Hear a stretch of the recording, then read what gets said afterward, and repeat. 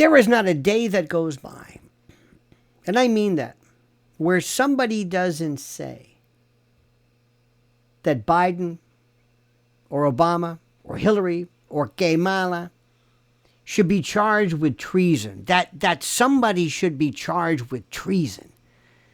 I hear this all the time, treason. And I say, you don't really understand it. And that's the point. Why do so few people understand treason? So what this is very simply about understanding treason, why it's nearly impossible to charge it in the U.S. That's not the charge you want if you want to go after these people. But here's what every American should know, and I want you to listen. It's a tutorial. The word treason, like I said, gets thrown around a lot in politics, and especially when we talk about what people are saying regarding the actions of folks who seem to be betraying the United States, betraying the Constitution, betraying our values.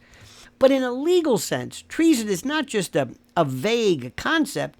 It's one of the most specifically defined crimes in American law. And the Constitution is very, very clear on what treason is, how it must be proved, and when it applies. Because of these strict legal requirements, treason is rarely charged, and even more, rarely proven in court. So let's go through this, shall we? Let me provide this tutorial. First, the legal definition of treason. The United States Constitution defines treason in Article 3, Section 3, as follows. Treason against the United States shall consist only in levying war against them or in adhering to their enemies, giving them aid and comfort. That's it. This definition, this very specific definition, sets two ways a person can commit treason. Number one, levying war against the United States. This means, very specifically, taking up arms against the government, such as leading or participating in an armed rebellion, something along those lines, or providing aid and comfort to an enemy. And this means giving material support to an entity the U.S. is at war with.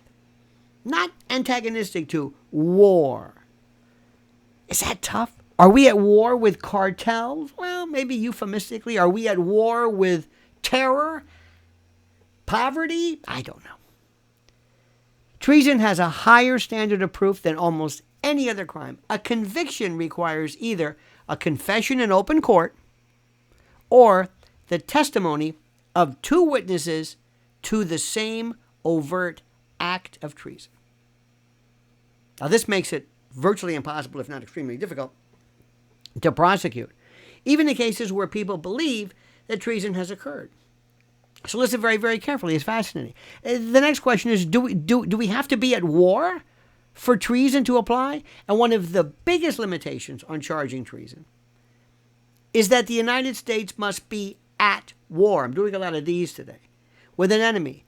This is why people like Julius and Ethel Rosenberg, who were convicted of giving nuclear secrets to the Soviet Union, were not charged with treason. Let me think about that. But instead with espionage, mere espionage. And look what happened to the mere espionage. Now, the U.S. was not officially at war with the Soviet Union during the Cold War, and even though they were a clear geopolitical adversary, it didn't matter. Since treason requires an enemy to be someone we are formally at war with, the legal system opted for espionage instead. And that's what happened. And which still, by the way, carried the death penalty. So this is also why Edward Snowden and other leakers of classified information have been charged with espionage. And Assange, if you think about this, rather than treason, and when I say that theoretical talk, even though their actions arguably, to some people, benefited foreign nations. Now, since the U.S. has not been at war in the traditional sense, the legal standard for treason doesn't apply. So what does it mean to give aid and comfort? The phrase giving aid and comfort to the enemy is often debated and it must be real, tangible support. Words are not alone. Not, hey, good for you, support, moral courage. It's like we're using the accomplice statute, aid, abet, counsel, procure, hire. Expressing anti-American views or criticizing the government doesn't qualify, no matter how offensive it may be. To meet the standard for treason, the person must have provided money, intelligence, weapons, or other resources to a group or country the U.S. is at war with. And it's done so with the intent to help that enemy and harm the United States. So, for example, someone secretly supplying weapons to al-Qaeda during a declared war could be charged with treason, but a journalist writing an article critical of the U.S. foreign policy, even if it is used by an enemy as propaganda, would not be committing treason because there is no direct material support being given.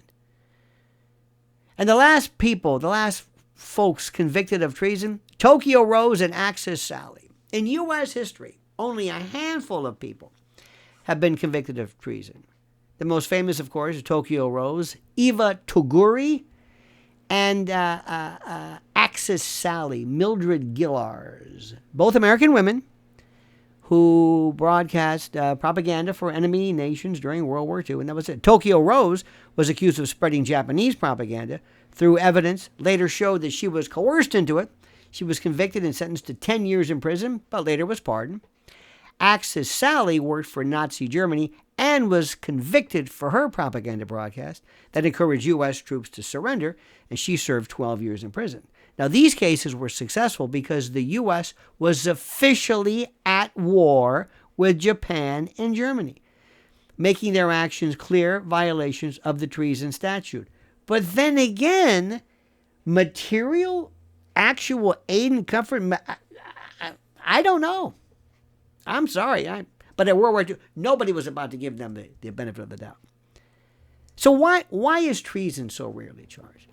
And there have been many instances in U.S. history where people behaved, or rather believed, I should say, and behaved, that treason was occurring, but charges weren't pursued. Aaron Burr, 1807. It was in all the papers. I'm sure you heard of it.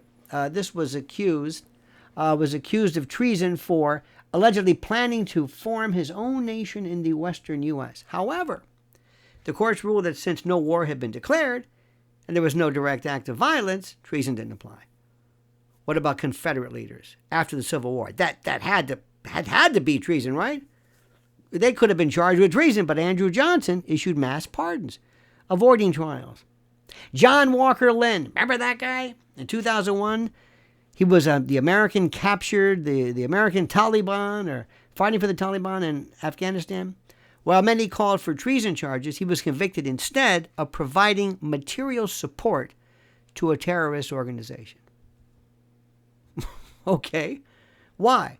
In all these cases, the high legal standard for treason meant that prosecutors either chose lesser standards or avoided prosecution altogether. Now, what about treason versus espionage? What's the difference? Many people use treason to describe what is legally called espionage. Espionage is a much broader crime that does not require a formal war or an enemy. Treason only applies during a declared war and requires clear evidence of overt acts of betrayal. But espionage can occur at any time and involves spying, leaking classified information, or working against U.S. interests, even in peacetime. And this is why spies and whistleblowers and others accused of betraying Americans are usually charged under the Espionage Act of 1917, which carries heavier penalties, including life in prison or execution. So, why treason is used as a political term? Good question. I'm glad I asked it. Many Americans, particularly conservatives and Trump supporters and the like, I consider myself one of them, we have felt that certain actions by government officials, intelligence agencies, and political leaders amounts to, in effect, treason. When the deep state worked against President Trump, when elected officials funneled money to foreign adversaries, or when political operatives tried to undermine national security or fix elections or come up with this Russian hoax nonsense, we felt like there was a betrayal of the country, and there was. However, legally speaking, treason is not the correct charge. These actions may be crimes under sedition, conspiracy, seditious conspiracy, abuse of power, espionage, but without an official war, the legal definition of treason is not met. Now, should we change the treason law? Would that help things? Well, given modern threats like cyber warfare, terrorism, global intel operations, some have argued, and I think very well, for a good reason, that the legal definition of treason should be updated. However, today, hostile nations like China, Iran, and Russia do not always engage in traditional warfare, but still pose serious threats to the U.S. At least, that's what's argued. If an American actively works against their country to help these adversaries, or any adversary for that matter, including also cartels and others, should it not be considered treason? I mean, if you were actively involved in China and helping, should it be treason? Others argue that the Founding Fathers made treason difficult to charge for a reason. They wanted to prevent the government from using it as a form to silence political expression and opposition. Expanding treason laws could create a very dangerous precedent, allowing a chilling effect on free speech, allowing politicians to weaponize the charge against their enemies. And the bottom line is simply this: treason is real but rarely prosecuted. Treason is one of the most serious crimes in U.S. law, but its strict constitutional definition makes it almost impossible to charge except in rare circumstances. Historically, only a few Americans have ever been convicted, as we've stated, and all during formal wars. Now, while Americans may feel certain actions and actors, like working against a sitting president or aiding foreign adversaries or undermining national security, should be considered treason, the law simply does not apply in most cases. Instead, crimes like espionage, conspiracy, sedition, seditious conspiracy, and the like are more commonly used to prosecute. Look at the J6 folks, but they're used to prosecute acts that kind of feel like some kind of national betrayal. As long as the legal standard for treason remains unchanged, it will continue to be a charge more often talked about than actually prosecuted. And you know what? I think that's a good thing. What do you think? You've heard me speak. What do you think about this? Let me know. Please like the video, subscribe to the channel. Please put your thoughts and comments below, which is very, very critical, very, very important. I mean this from the bottom of my heart. Thank you for all of your work and efforts, your support and the like. And now comment as you see fit.